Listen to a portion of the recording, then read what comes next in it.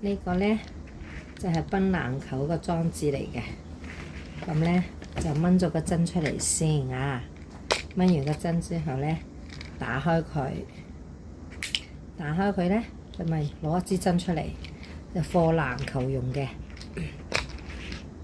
然後咧，呢個咧，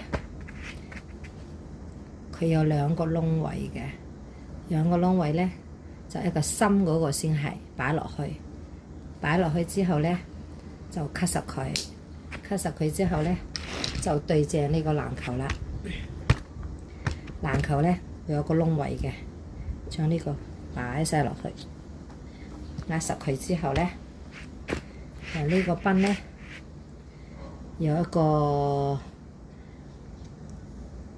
固定嘅嗰個架，就掹走佢，然後咧呢個賓就上咗嚟啦。咁啊就開始